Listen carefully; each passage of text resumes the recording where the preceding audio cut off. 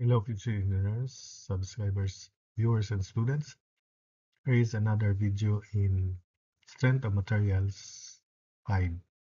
And in this video, I'm going to discuss sample principles on combined stresses and the analysis of the state of stress at a point using the Mohr circle. So let's have the concept and the discussions about combined stresses with the use of the Mohr circle. So let us say we have an element here, differential element subjected to the stresses shown, and the stresses are all positive. So this is the x and the y-axis, and these are the stresses. So tension on the x face, sigma x, and the shear stress are as shown. On the y-axis, we have sigma y, and on the faces, we have these shear stresses. This is tau sub xy, and that one is tau sub yx. Now, my sign convention here is opposite to the sign convention of the authors. I do this so that automatic counterclockwise direction is positive, just like the sign convention of the other authors. So to make it automatic and so that counterclockwise direction is positive, then tensile stresses are treated positive. And if this is the shear stress which produces counterclockwise moment about the center of this differential element, then it is treated positive. And this one, because this is clockwise automatic, they are equal but oppositely directed. We then plot sigma x and tau xy both positive. The normal stress axis is horizontal, vertical is downward positive for the shear stress. So we plot sigma x comma tau xy both positive. So let us say they are both here, and let's consider sigma x is greater than sigma y. So these are the labels. Sigma x, then this is tau xy, which is positive because this is the positive direction of the shear stress in this orientation of the axis. Then likewise, we have to plot sigma y and the negative of tau xy, so it is on this side because it is assumed that sigma y is lesser than sigma x as shown.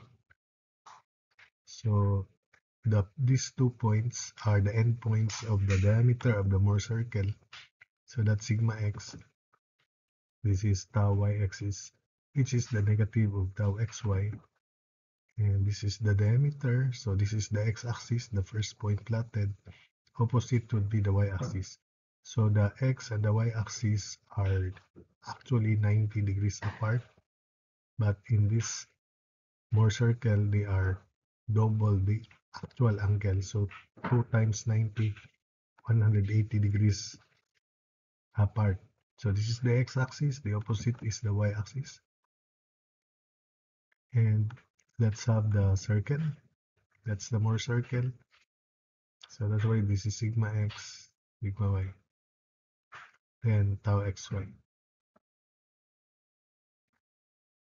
Then we have to consider this part. So this is sigma, the center, by the way, is the average of sigma x and sigma y. So that's why we have sigma x plus sigma y over 2. So it's the average because that's a straight line. So the horizontal projection is sigma x minus sigma y. Then half of that, so center sigma x plus sigma y divided by 2. Or sigma y then plus half of sigma x minus sigma y. So that's the result. So this is 90 degrees. So we can now label this as sigma x minus this quantity sigma x plus sigma y over 2. So that would be sigma x minus sigma y divided by 2. So sigma x minus sigma y over 2, that is obtained by subtracting this center coordinates quantity sigma x plus sigma y over 2 from sigma x. So this is sigma x minus quantity sigma x over 2, which is sigma x over 2 minus quantity sigma y over 2. So that's why we have also negative sigma y over 2. Then from there, we can solve for the radius of the Mohr circle. It is just square root of quantity sigma x minus sigma y over 2 square plus tau xy square. So this is the maximum principal stress, maximum normal stress, which is denoted by sigma 1. That's sigma 1. But sigma 1 is not necessarily uh, absolutely maximum value, because there are situations where the Mohr circle would lie here. All stresses will be compressive stress. So it is tensile normal stress. This is the minimum, sigma 2, denoted by sigma 2. In this configuration, that's the minimum, because this is the point in the Mohr circle where it is closest to this origin. So we call this angle 2 theta 1. So from the x-axis, we can locate the principal axis sigma 1 by rotating, if this is true, rotating counterclockwise. So 2 theta 1 from the x-axis is we rotate 2 theta 1 counterclockwise to locate this principal axis. Then this angle, that angle would only be 2 theta 1 plus 180 degrees, or that's theta 2, or simply theta 2 is theta 1 plus 90 degrees. All you have to do is add 90 degrees. So from this triangle, tangent of 2 theta 1 is equal to tau xy divided by quantity sigma x minus sigma y over 2. So that's why tangent of 2 theta 1 is 2 times tau xy over sigma x minus sigma y. Likewise, the radius is square root of quantity sigma x minus sigma y over 2 square plus tau xy square. Just apply Pythagoras theorem in this right triangle. Then having known R, by the way, we call this the maximum in-plane shear stress. We call that the maximum in-plane shear stress, the radius of the Mohr circle. Then we have here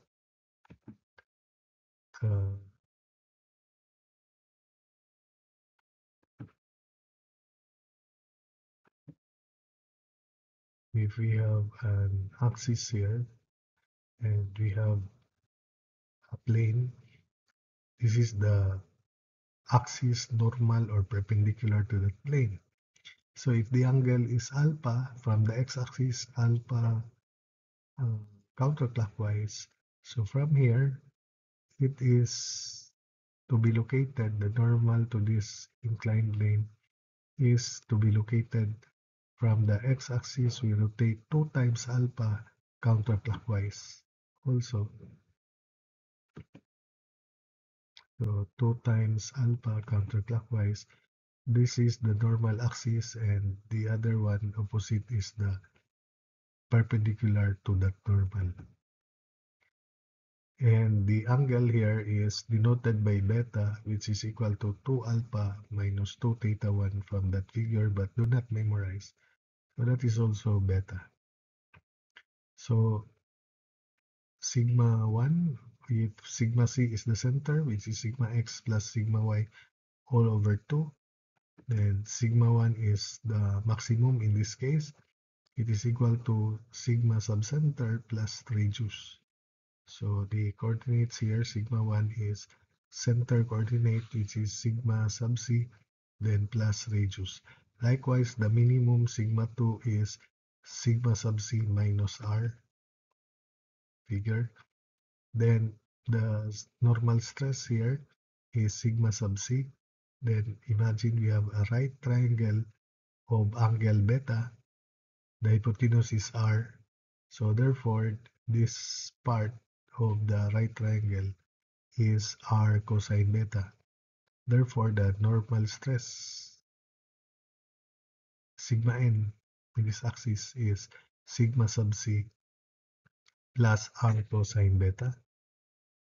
Likewise, for the normal stress in this axis here, perpendicular to that axis, or in this axis here, is equal to sigma sub c then minus r cosine beta. This is r cosine beta. So sigma sub c minus r cosine beta. And the normal shear stress, which is this, the opposite to beta in this right triangle, is simply r sine beta. So I hope you can follow that. Then the absolute maximum shear stress is the maximum of the following. It is 1/2 quantity sigma 1 minus sigma 2 absolute value over 2, 1/2 of sigma 1 absolute value of sigma 1, or 1/2 of absolute value of sigma 2. So that's for the absolute maximum shear stress. Now, the absolute maximum shear stress is also equal to the radius, the maximum in-plane shear stress, if the principal stresses have opposite signs. So in this case, if this is the Mohr circle, both sigma 1 and sigma 2 are positive, and since sigma 1 is maximum, definitely absolute maximum shear stress is half of sigma 1, absolute value of sigma 1. Likewise, if the Mohr circle lies in the negative axis, let us say here, then sigma 2 is maximum.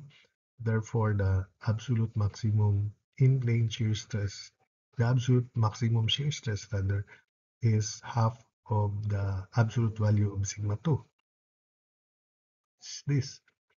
If sigma 1 and sigma 2 have opposite signs, then the conclusion is the absolute maximum shear stress is also the maximum in-plane shear stress. That is, tau absolute max is equal to the radius of the Mohr circle.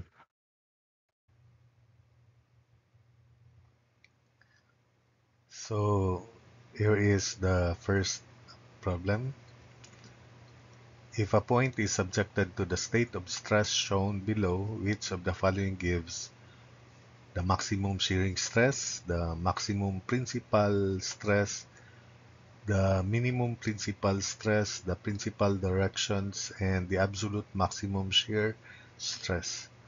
So first we plot, this is positive 50 normal stress on the x-axis 50 megapascals, and the shear stress is tau xy is also positive because it is counterclockwise about the center from my sign convention.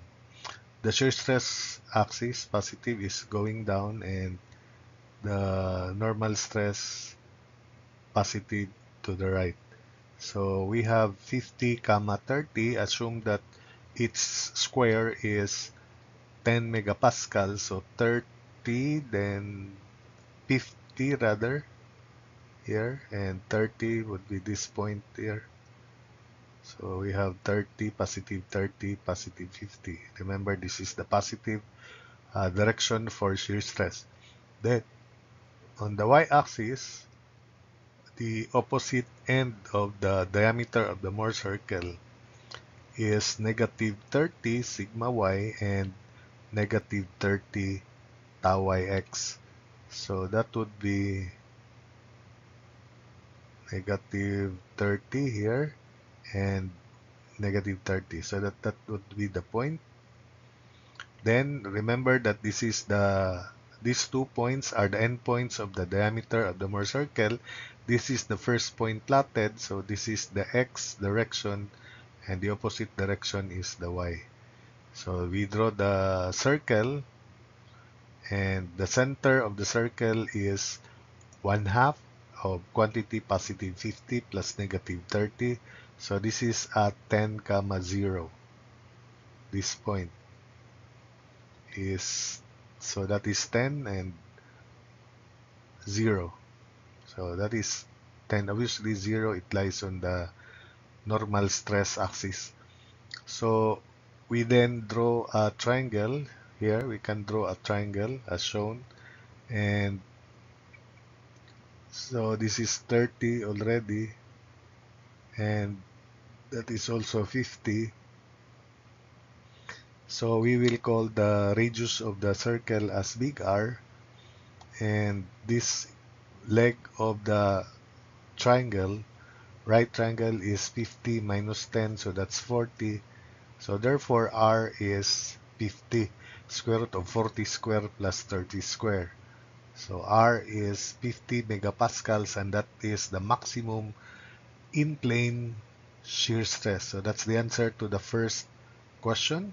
The maximum principal stress we have here, the maximum principal stress, we'll call it sigma 1, and the minimum normal stress, which is this point here, is denoted by sigma 2. But it doesn't mean that sigma 1 is always greater than sigma 2. It depends. If the normal stresses are negative or compression, then sigma 2 would be greater. We will just denote sigma 1 as the principal stress, which is the rightmost part of the Mohr circle. So for number 2, the maximum principal stress, from the figure it is equal to 10 plus radius. So 10 plus radius, the radius is 50, so it is 60 megapascals. Sigma 1 is equal to 60 megapascals, and it is tension. And sigma 2 is 10 minus R. 10 minus 50 is negative 40, or it is 40 megapascals compression.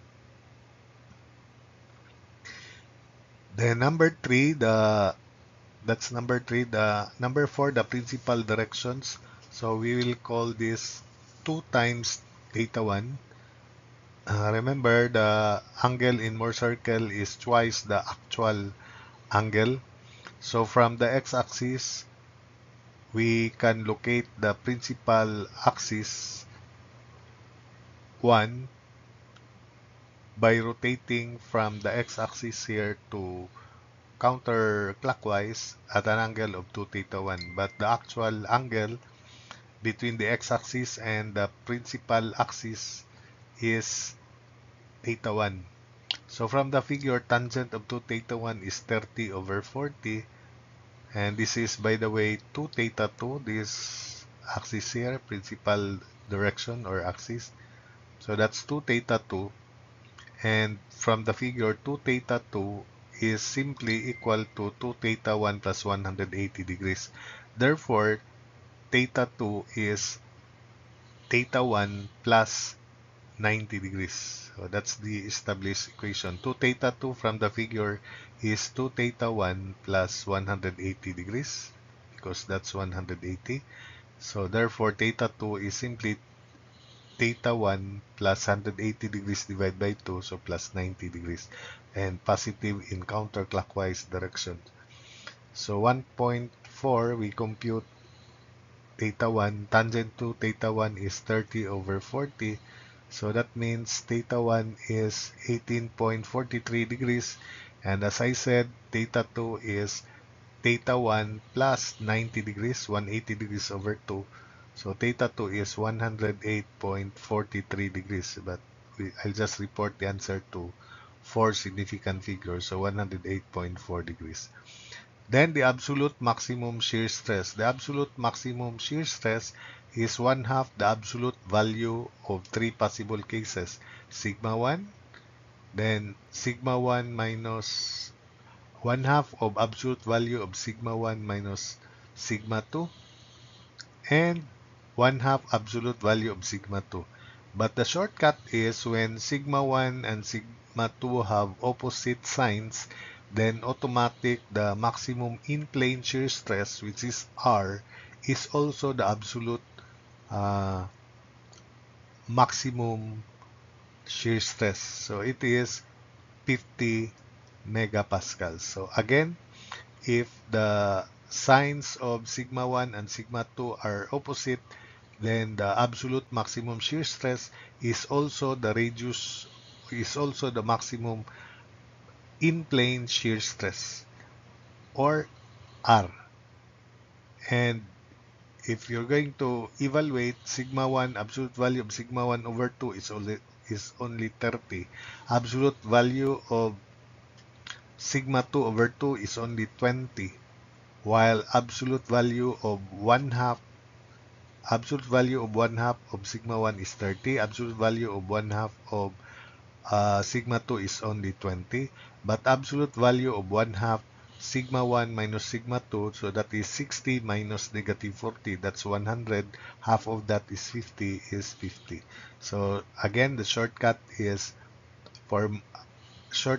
the shortcut for absolute maximum shear stress is it is simply equal to the radius of the Mohr circle, or the maximum in-plane shear stress, whenever the principal stresses have opposite signs. So problem 2, for the state of stress shown, determine the principal directions, the principal stresses, the maximum in-plane shear stress, the absolute maximum shear stress, the components of stresses on plane AA, or perpendicular to plane AA. So which is this direction. First, we plot positive 63 and positive 28 in the Mohr circle. So positive 63, we imagine that each square this time is equal to 20 megapascals. So 63 would be somewhere here, and positive 28 would be somewhere here. So that's the first point, 63, then positive 28. Then on the other end point of the diameter of the circle, Mohr circle, it's negative 42, comma, negative 28. So negative 42, since each square is 20, negative 42 is somewhere here, 28 there. So that's the second point. Then we draw the line connecting the 2 points, which is the diameter of the Mohr circle, and this is the x-axis, and that's the y-axis as shown. Then the Mohr circle, then the coordinates of the center would be tau would be 0, this one is 0, and the sigma sub c center is 63 plus negative 42, that's 21 divided by 2, so 10.5. So that's distance from center of circle to the shear stress axis is 10.5. Then we draw this triangle. This leg is equal to 63 minus 10.5, and the radius, by the way, of the circle is denoted by R. So again, this is 63 minus 10.5, that's 52.5. And since this is 28, we can now compute the radius. But before that, let's answer the first question, the principal directions. This is denoted by 2 theta 1. So tangent of 2 theta 1 equals 28 over 52.5. So that's 2 theta 1 there. So theta 1 is equal to, by the way, this is 2 times theta 2. Again, the shortcut is theta 1 plus 90. So theta 1 is 14.04 degrees. Therefore, theta 2 plus 90 is 104.04 degrees. Or you may report that as 104.0 degrees. Then the principal stresses. So this is sigma 1 and this is sigma 2.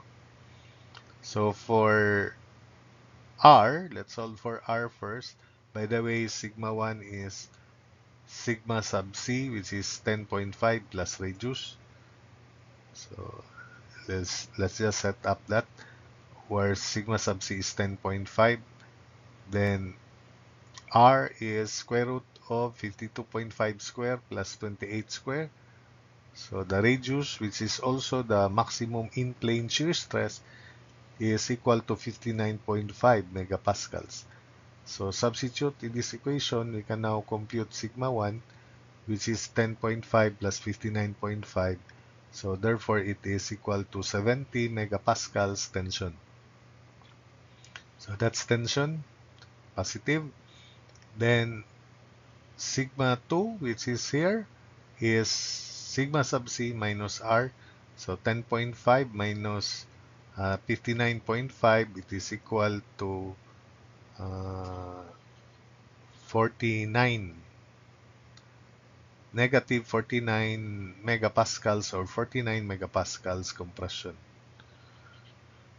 Then we compute next the maximum in-plane shear stress, and that's the radius of the circle, so 59.5 megapascals. Then the absolute maximum shear stress, so again from the figure or from these results here, since uh, the principal stresses have opposite signs, the absolute maximum shear stress is also the maximum in-plane shear stress, which is R. Then lastly, the components of stresses on plane AA. So let's locate the normal axis to plane AA. If that is 40 degrees, then from the x-axis, from this horizontal axis to the perpendicular of that axis, that's 50 degrees clockwise, where 50 is 90 minus 40. So as shown, so this is, take note, this is 50 degrees because this is 40. So 50 degrees clockwise. In the Mohr circle, from the x-axis, we rotate clockwise 2 times 50, which is 100 degrees. So that's normal to plane AA. That's the parallel to AA. And this angle is, as I said, 2 times 50 degrees. So 100 degrees. Since 2 theta 1 is known, this is 100 degrees, we will call this beta in our designation. Then we form this right triangle. Beta is 180 degrees minus 100 degrees minus 2 theta 1. So that's the value of beta. 180 degrees minus 28.08 degrees, which is 2 times theta 1. Take note, 2 times theta 1. And minus 100 degrees. So beta is equal to 51.92 degrees. There are two legs here. One is the normal and the other is this vertical, which is tau xy. Tau, the shear stress normal to this plane AA. So sigma NA is equal to center 10.5, then minus R, this is radius, this adjacent side of the right triangle is r cosine of beta. So r 59.5 cosine of 51.92 degrees. So the normal stress to plane AA is negative 26.2 megapascals. Then the shear stress is simply also positive. It is r sine of beta. So 59.5 sine of 51.92 degrees. So it is equal to 46.84 megapascals. Problem 3, the state of stress at a point is the result of two separate actions. One produces the pure shear of 35 megapascal shown in part A of the figure, and the other produces the pure shear of 30 megapascals shown in part B. So which of the following gives the resultant shear stress by rotating the state of stress in part B, this is part B, part A, to coincide with that of part A and combined the maximum principal stress, the principal planes. So first, for this stress of elements, 35 megapascals on the x-axis, we have negative 35 shear stress because this is clockwise about the center. So the normal stress is 0, so that is here. And the y-axis, we have positive 35 megapascals for shear stress 0, normal stress. So it is these two stresses lie on the vertical axis. Negative 30 here, that's the x-axis. This is the x-axis. This is the y-axis. We have 0, 0, positive 35. That's positive 35. This is 0, negative 35. That's the x-axis. This is the y-axis. Likewise, for this state of stress, so since this is pure shear, this is the x-axis, which is positive 30, and on the y-axis, we have on the other axis 120 degrees 2 times 60, 120 degrees counterclockwise is positive 30. So from the x-axis to this axis here, perpendicular to that face, 120 degrees, we have 30 megapascals, then 0 shear stress. Where is that? This is clockwise, negative 30, so it is here above. So 30 would be here. Uh, I will not just we'll just draw circle, but the radius of the circle is 30. Negative 30 would be here. Then we rotate 2 times 60, 120 degrees to locate the normal to this axis, which has a positive shear stress of 30 and normal stress to be determined. So what is important is on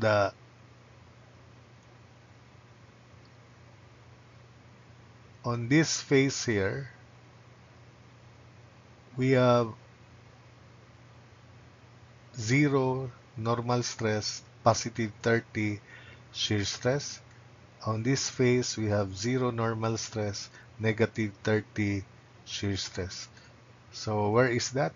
That's there. Because this is the x-axis, horizontal, then this is 120 degrees. So 2 times 60 degrees counterclockwise, we can locate this axis here in this diagram, and the shear stress is negative 30 because it is clockwise about the center. So that's the negative 30, and the normal stress is 0. Then this is the x-axis, which is 2 times 60 degrees from this axis also. So 2 times 60 is 120 degrees as shown. So that means this is 30 degrees. And since the radius is 30, the normal stress is 30 cosine of 30, and the shear stress is positive 30 sine of 30. So the net normal stress is, on the x-axis here, we have negative 35 because this is clockwise about the center. Then on this x-axis here, the shear stress, which is this value here, tau xy, this is tau xy, is 30, positive 30, because this is the positive shear stress direction, positive 30 sine of 30, or that's 15, positive 15 megapascals. So the net is negative 20 megapascals. So therefore our answer is net is 20 megapascals.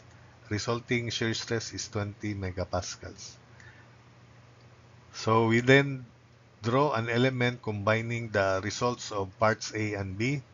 So we have a normal stress of, on the x-axis, of 25.98, where 25.98 is 30 cosine of 30, and the shear stress is positive 20. So it is counterclockwise about the negative 20, so it is clockwise about the center. This is the original shear stress. Negative 20 clockwise about this, and we have normal stress 25.98, where 25.98 is equal to 30 cosine of 30, so positive 25.98. The other diameter, which is here, will have negative normal stress of the same value, 25.98, because we have the same radius and it passes through the center, which is 0, 0. So negative 25.98 or 25.98 compression, and the shear stress will just be opposite to this. So it is about the center, so it is counterclockwise about the center.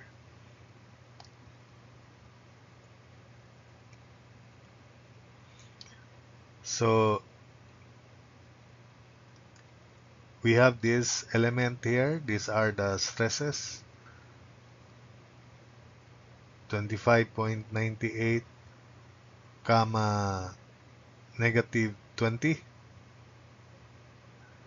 and on the y-axis we have negative 25.98 comma positive 20. So there's no need to draw. Let's draw more circle again, plotting these points. So this is this is the x-axis, 25.98, then negative 20 as shown. Then on the y-axis we have negative 25.98 and positive 20 as shown. So this is the radius. If we solve this right triangle, the radius is equal to square root of 25.98 square plus 20 square. So sigma 1 is simply the radius square root of 25.98 square plus 20 square, the radius of the Mohr circle, because the center is at the origin. So R is equal to sigma 1 equals 32.79 megapascals. So that's the maximum principal stress. The principal planes, so this is again denoted by 2 theta 1 to locate that axis. So to locate this principal axis, so this is the x-axis, we rotate clockwise. 2 theta 1 clockwise direction is negative, so tangent 2 theta 1 is equal to 20 over 25.98, and again it is clockwise, but we just, because clockwise direction is negative, we just answer it negative. So theta 1 is negative 18.79 degrees, or the other way is theta 1 is positive 18.79 degrees, but you have to indicate it is clockwise direction because it is a negative direction.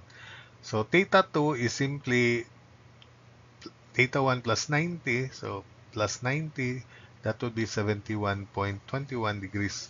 Or the other way, theta 2 is also negative 18.79 degrees minus 90, so negative 108.79 degrees. So let me indicate, this is 2 theta 1 clockwise, and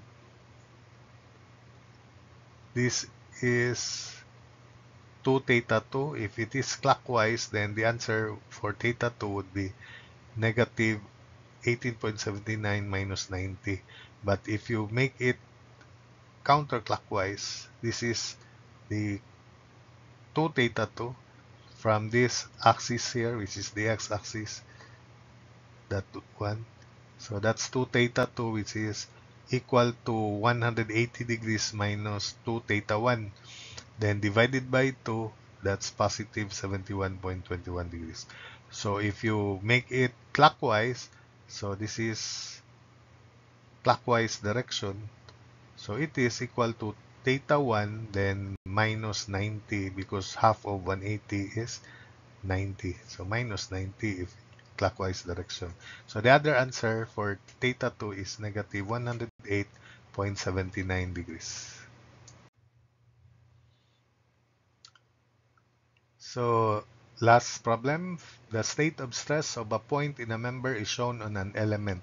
Compute the maximum principal stress, compute the minimum principal stress, compute the normal stress on plane AB, compute the shear stress on plane AB, compute the maximum in plane and absolute shear stress. So this is the given element and this is plane AB.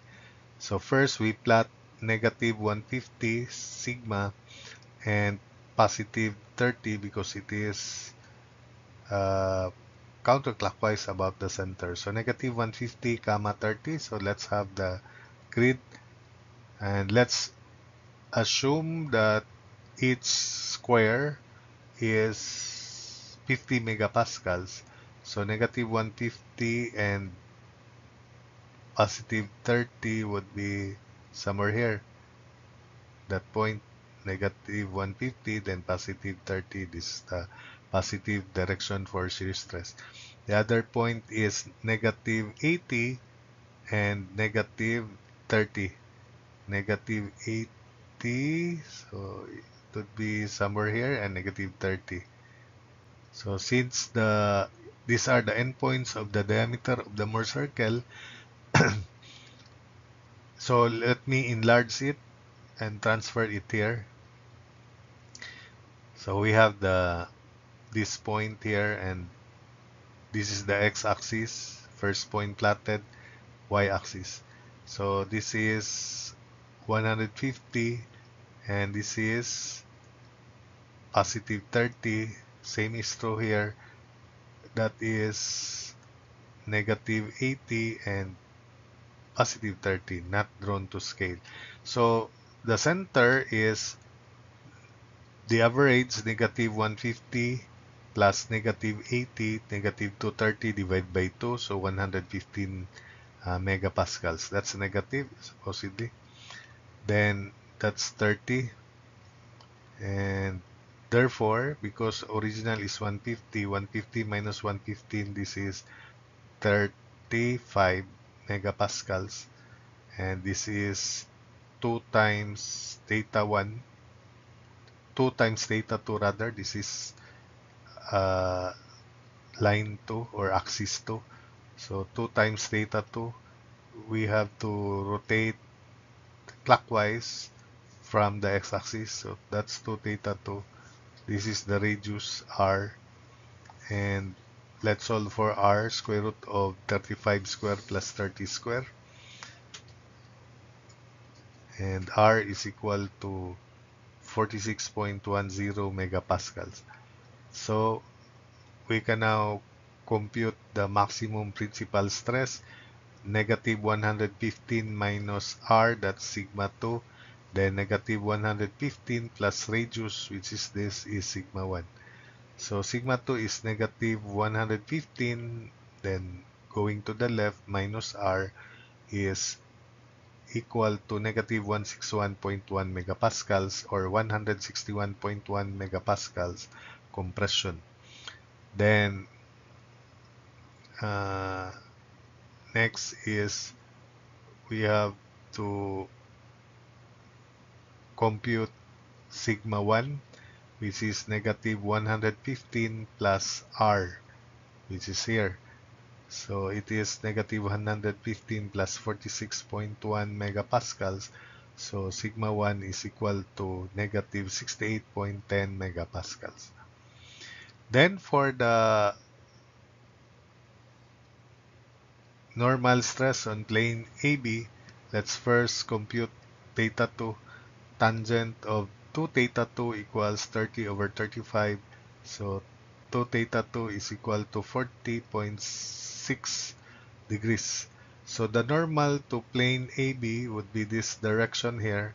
From the x-axis, we rotate counterclockwise. So if this is 30 degrees, the perpendicular to plane AB will be 60 degrees, 90 minus 30 degrees counterclockwise from the x-axis. So this is the x-axis, and counterclockwise will be here, 2 times 60, 120 degrees.